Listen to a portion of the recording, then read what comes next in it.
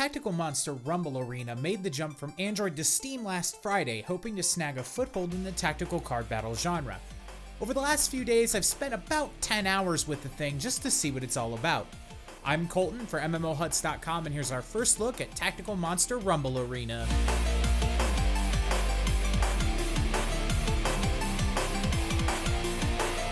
Tactical Monster Rumble Arena is a one-on-one strategy RPG and monster collecting game with a really long name. The overall goal of the game is to collect monsters from a large set, each with varying rarity, and carry them off into battle. Each monster has their own set of moves along with a passive skill, and they grow in power as you battle with them.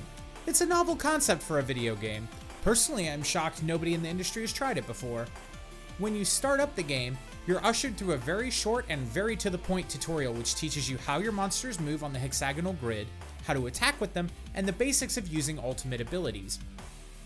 Battles on average only last about 2 minutes, so there isn't a lot of ground to cover for the basics. Each character gets their own dedicated action where they can move. If they're moving into melee range of an enemy unit, they can also attack in the same motion. Ranged characters, however, cannot move and use a ranged attack in the same turn. As units take and deal damage, they build up an ultimate meter, denoted by these small squares under the health bar and under the character's portrait. Once it's full, you can use that monster's unique ultimate ability to help turn the tide of battle. You win a game of Rumble Arena by defeating all your enemy's monsters. This is the same across all 4 gameplay modes, though there are variations throughout. The first mode, which is the normal PvE mode, is called Adventure, and it's what you'll spend your first few hours in. Here you proceed through a series of stages on a map, almost like Angry Birds. I mean, this was a mobile game first, after all, and earn rewards as you progress. Each of these battles is a 5v5, and you'll be given the opportunity to cycle monsters into and out of your team between each fight, so you can choose the best monsters for each encounter. Your monster choices happen during the deployment phase. You're shown that level's map and hazards and enemy starting positions. The game gives you an area of dark blue hexagons on which you can place your team, and then a fight starts. I still haven't figured out how the game decides turn order, but it will be the same no matter what for these battles, so make sure you pay attention to who goes first if you get stuck. Opening positions and paying attention to turn order are keys to success in the harder stages. After completing each fight in this mode, you're given rewards.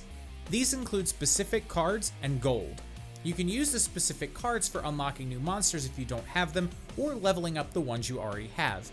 Each level a monster can gain requires a certain number of duplicate cards that increases exponentially as they grow in power. Rarer monsters require fewer duplicates per level because they're harder to obtain in theory.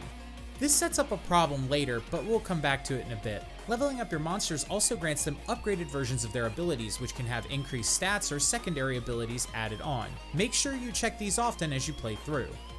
Each full chapter you complete in this mode unlocks a new mode for you to play. Completing through Chapter 2 unlocks Guerrilla Warfare mode, which is a boss rush mode. You jump into a battle royale style fight that begins with 1 or 2 bosses, which are replaced by more and more as you defeat them. You can win a decent amount of resources from this, but it can take some powerful cards before you're able to clear past the first few levels of difficulty. Completing Chapter 3 of the main adventure mode unlocks the first PvP mode called Mind Defense. You pick a squad of 5 units, then you choose a target from 3 possible players. The strength of that player's team determines how much you'll get for winning. Once you click battle, you're done. You don't actually control anything in this mode. You just throw your strongest monsters in there and watch them fight. If you want a real PvP experience, you'll have to complete up through Chapter 4 in the regular adventure mode. In League battles, you select 3 monsters, and the game randomly matches you with another player. Important side note, the matchmaking in this game is awful. You will be matched with much higher level players constantly when you're new. This also ties into the other major problem I experienced with the PvP in this game. Tactical Monsters Rumble Arena is extremely pay to win. You can buy monster cards with gold, but gold is hard to earn without an already functioning PvP squad. The problem with that is, even once I had one, I kept getting paired with people who had level 10 plus epic monsters because they spent a bunch of money on monster chests. That's one of the keys to this game's monetization. Getting monster cards that are useful takes a long time, and if you want to actually participate in the PvP, you need to spend cash on monster chests. The more you spend on your chests, the better monsters you're going to get. In fact, in the most expensive chest, you're guaranteed to get one of the highest rarity monsters, Diabolic, in the entire game, as well as 7 of the second highest. You also get a ton of gold to pay for upgrades for those creatures. Now I know this is a mobile game and I shouldn't be surprised by such vicious monetization. The reason why it took me aback though was because Jason, our lead writer over at MMOHuts.com, conducted an interview on the 13th of November, just 6 days ago at time of recording, with Michael Tseng. Tseng is the chief operating officer at Camex Games, the studio behind this game. In that interview, Jason asked, "I have to ask because everyone always wants to know, is this game pay to win? As in, can people invest money and create a far more powerful army for PvP?" Tseng's answer to this question is as follows, and I quote, "In tactical monsters, a player cannot win in PvP just because they have the most powerful characters. There are a lot of strategy aspects that players need to formulate, like which characters to use and where to place them." The problem with his answer is twofold, and you may have already spotted it.